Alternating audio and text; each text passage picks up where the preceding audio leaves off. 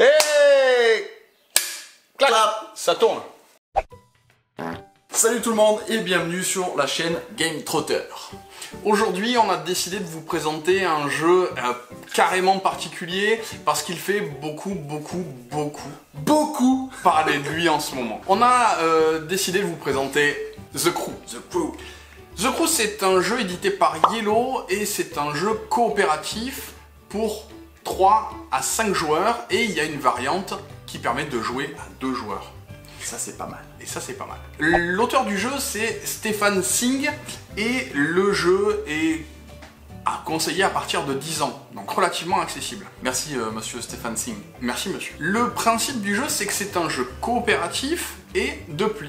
Deux mécaniques que on connaissait plutôt bien, ça ne réinvente pas le jeu de pli, mais par contre ça le rend coopératif, ce qui est une nouveauté. Plutôt pas mal. Le principe du jeu de base, c'est que vous allez essayer, en coopération, de gagner des missions. En fait, pour la petite histoire, The Crew, vous venez d'avoir un petit peu des idées sur l'existence d'une 9e planète. Et vous décidez, ou en tout cas, un grand organisme décide de vous envoyer en tant qu'équipage, The Crew, pour aller visiter cette 9e planète, découvrir cette 9e planète et la véracité de toutes ces recherches et on va vérifier ça. Voilà.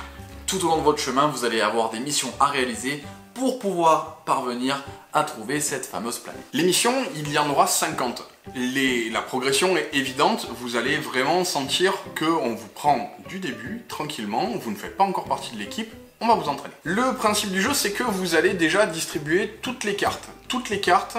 En fait, il y a 4 couleurs différentes qui sont chacune représentées par des cartes de 1 jusqu'à 9. Et 4 atouts qui sont des cartes fusées de 1 jusqu'à 4. C'est très joli. Je distribue les cartes à chaque joueur et un joueur aura la carte 4 fusées. Ce joueur-là sera le commandant pour la partie. Ça nous donne déjà une information, c'est que ce joueur-là, il a forcément de quoi gagner le pli le plus important, le 4 fusées. Donc chaque joueur regarde dans sa main s'il a le 4 fusées. Je ne suis pas commandant pour cette partie. I am the commander. Pierre-Louis est commandant. Ça va lui permettre de démarrer le pli et pour le moment, on n'a pas encore lancé la mission. On ne sait pas vraiment pourquoi on joue. La mission, c'est-à-dire que nous avons un livret de règles en 2 parties. Une partie journal de bord et une partie règles du jeu. Du coup, on va commencer par le départ, juste pour pas vous spoiler la suite de l'aventure. Le principe là, c'est que on va révéler une carte mission. Cette carte-là devra être remportée dans cette partie-là par Pierre-Louis. Parce que, en fait, on va révéler le nombre de cartes mission qui correspondra à la mission qu'on a à faire, et ensuite, le joueur qui est le commandant va commencer à choisir. Là, il n'y en a qu'une, c'est forcément Pierre-Louis qui va la récupérer. Suite à ça, ça va s'organiser comme un jeu de pli. Pierre-Louis va ouvrir le pli en positionnant une de ses cartes et notre objectif à tous, c'est de se débrouiller pour que Pierre-Louis ait la carte 3 bleue. Exactement. Donc moi, qu'est-ce que je fais? C'est un jeu de pli traditionnel. Je regarde dans les cartes ce que j'ai pour faire le pli. Malheureusement, j'ai pas de bleu. Alors, ça va être embêtant, mais à la fois, on est sûr que Pierre-Louis a déjà le 4 fusée. Donc, il va pouvoir couper si jamais un joueur joue un bleu. C'est un jeu à information limitée. Dans ce principe-là du jeu, vous allez être dans l'espace. Déjà, on pourrait dire qu'il y a déjà une connotation un petit peu comparable avec le thème. Vous allez pas communiquer pour vous dire un petit peu tout ce que vous voulez. La communication est très difficile. Et pour communiquer, vous avez un seul moyen. Il est super simple, vous allez avoir une petite carte à côté de vous et cette carte vous allez la remplacer par une autre carte de votre jeu. Par exemple, vous allez prendre une carte jaune, vous allez mettre celle-là dans votre jeu juste pour vous rappeler que vous avez joué une carte pour la communication et vous avez ce petit jeton qu'on voit juste ici. Ce petit jeton vous allez pouvoir l'utiliser de différentes manières. Si vous le mettez au milieu de la carte, ça indique que vous avez seulement le 2 jaune en votre possession, vous avez cette carte seulement en jaune. Si vous la mettez au-dessus, c'est votre carte jaune la plus forte. Et si vous la mettez en dessous, c'est votre carte jaune la plus faible. Et c'est le seul moyen de communication dans le jeu.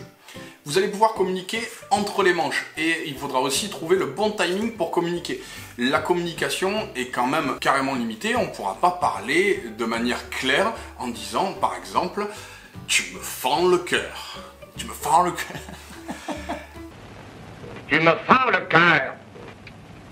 Tu me fends le cœur. Évidemment, vous êtes dans l'espace, on ne vous entendra pas crier s'il y a un problème, vous allez du coup essayer de donner la bonne information au bon moment pour vos coéquipiers. C'est un grand travail d'équipe qui va se faire et on va ressentir aussi les grands principes du jeu, belote, coinche, tarot. Vous connaissez déjà ces principes-là dans lesquels vous allez essayer de communiquer à propos de votre langue, essayer de dire que vous avez une cinglette et du coup vous aider de votre système de communication. Les missions vont s'enchaîner pour vous faire évoluer dans le principe du jeu et vraiment vous allez sentir que le jeu vous prend par la main dans un premier temps mais vous laisse quand même rapidement tout seul. Après, le jeu vous met une claque. C'est vraiment le cas et moi c'est ça qui m'a beaucoup plu. J'ai ressenti l'ancien plaisir en fait de jouer au tarot ou de jouer à la belote et de sentir que toutes ces petites communications qu'on avait déjà dans le jeu ici sont nécessaires. Ça ne réinvente pas le système de communication mais c'est vraiment hyper important d'arriver à l'utiliser à ce point-là de manière fine. Oui, parce qu'il faut bien prendre conscience que toutes les missions, elles sont dans un ordre de difficulté croissant. Au début, ça va aller, mais sur la fin, pour atteindre la 50e mission, vous allez sacrément galérer. Le jeu aussi a une grande qualité, c'est le fait que vous puissiez le jouer à 3, à 4 et à 5 joueurs de manière normale. Vous allez sentir la différence. 3 joueurs, les missions seront plus simples puisque vous allez avoir plus d'informations directement grâce au nombre de cartes en main et moins de joueurs qui vont être interférés avec vos prises de décision. À 5 joueurs, ce sera plus dur. Il y a une version de 2 joueurs, une variante qui va vous permettre de jouer une personne fictive, mine de rien. Ça va rester intéressant à 2 joueurs parce que ce principe-là, il y aura un principe de cartes qui vont être recouvertes et qui vont vous permettre de libérer certaines de ces cartes qui sont sur le dessus pour en avoir accès à d'autres qui sont derrière. On vous parlait de missions, il n'y a pas des cartes qui vont juste être récupérées par les joueurs. Parfois, un joueur ne devra faire aucun pli. Parfois, vous allez devoir faire des plis avec des cartes un petit peu inhabituelles. Vous allez avoir des petits jetons qui vont agrémenter les missions et vous ne pouvez pas faire bloc avec ces petits jetons. Vous allez être obligé de faire les conditions des petits jetons pour remplir la mission. Ces jetons-là, vous les avez ici. Le principe de base, c'est que vous allez avoir certains jetons qui vont être attribués à des cartes. Et si jamais ces jetons sont attribués, celle-ci par exemple voudrait dire que c'est forcément la mission que vous allez remporter en premier. Ou cela, vous allez devoir faire les missions dans un certain ordre. Ou encore celui-ci qui vous dira de faire les missions en dernier. Évidemment, il vous faudra faire d'autres missions avant. Et tous ces jetons-là, ils vont tous s'inclure petit à petit dans les missions, se combiner, etc. pour vous casser la tête. C'est vraiment ça que vous allez ressentir, c'est un casse-tête, mais c'est un casse-tête hyper plaisant. Ouais. Collectif et hyper plaisant. Collectif et hyper plaisant. Au niveau des règles, évidemment, les règles, ils vous prennent pareil, bien par la main. Si vous avez jamais joué à un jeu de pli, on vous explique comment se passe un jeu de pli. Le simple principe de ouvrir à une couleur, les autres joueurs devront placer une carte de la même couleur. S'ils n'ont pas cette carte-là, ils vont devoir jouer un de leurs atouts. La deuxième possibilité, c'est que vous n'ayez pas ni la carte de la couleur, ni d'atout, et dans ce cas-là, vous allez ce qu'on appelle pisser. Vous allez jouer une carte qui n'est pas de la couleur demandée, qui n'a rien à voir, et qui ne fera pas forcément, qui ne fera pas du tout pli. Au niveau de la durée de partie, c'est difficile à dire, parce que en fait, vous allez aussi vous rencontrer votre équipe et sentir son niveau. Vous allez pouvoir faire des missions qui vont s'enchaîner très correctement parce que finalement on ne vous demandez pas quelque chose d'impossible, mais des fois vous allez sentir une mission qui va être plus dure que les autres et sur laquelle vous allez faire et refaire des tentatives. Si vous jouez avec des personnes qui aiment la belote, le tarot, etc., ils vont s'y retrouver absolument, ils vont même être nostalgiques de ce jeu-là et ils vont y trouver énormément de plaisir. Vous savez du coup à peu près tout sur les règles de The Crew, elles sont assez claires, assez précises. Vous allez pouvoir jouer avec un petit peu tout le monde, ça se comprend assez bien. Puis les gens qui connaissent la belote, tout le monde connaît la belote, donc il n'y aura pas vraiment de soucis vu que c'est un jeu de pli. C'est pour moi une super découverte. On en a beaucoup entendu parler depuis SN 2019, on l'a attendu jusqu'à présent. Beaucoup de personnes en parlaient, on le lit en ce moment même dans la presse ludique. Et on n'est pas déçu. En tout cas, moi, je suis pas déçu. Le principe de base du jeu me fait quand même rêver, dans le sens où un jeu de pli coopératif, et en plus, on peut apprendre à faire du pli, on peut apprendre des stratégies qui vont devenir des stratégies communes, ça me branche énormément. Clairement, pour moi, c'est un coup de cœur. Il y a pas de jeu sur lequel j'ai autant pris de plaisir immédiatement avec des non-joueurs cette année. C'est vrai que c'est un très bon jeu de pli, encore une fois, où c'est full coopératif, du coup vous allez prendre un plaisir autre qu'avec la belote ou les autres jeux de pli. Vous allez vraiment passer un super moment avec les personnes qui sont autour de la table, vous allez vous casser la tête tous ensemble et vous passerez un super bon moment tous ensemble. Ça, là-dessus, il n'y a pas de souci. Moi, ce que je reproche au jeu, c'est peut-être son thème, parce que je trouve que le thème ne colle pas vraiment avec les jeux de pli. Bon, le système de mission fait que ça va un petit peu mieux, mais je reste assez dubitatif sur le thème choisi pour ce jeu. Malgré que le gameplay fonctionne très bien, les mécaniques sont très bien, le jeu en lui-même est excellent, mais c'est vrai que le thème, j'ai un petit penchant, pas trop. Je suis très fan du thème spatial, l'espace, etc.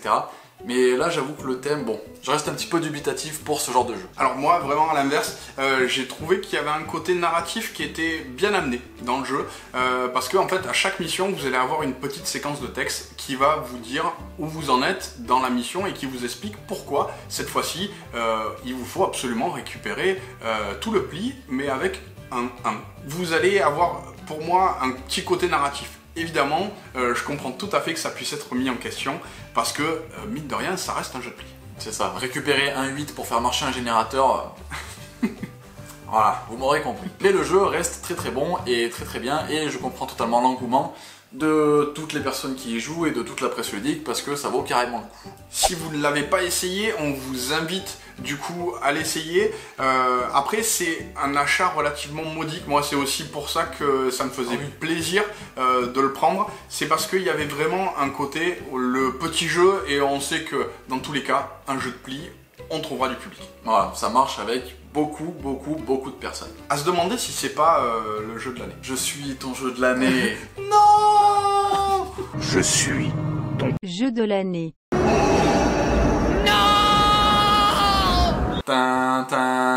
Non, fais pareil que le Trick Track. Ah non, faut pas faire ça. Non, c'est pas bien, c'est pas bien. Le plagiat, enfin. Bon, on a mis un t-shirt quand même.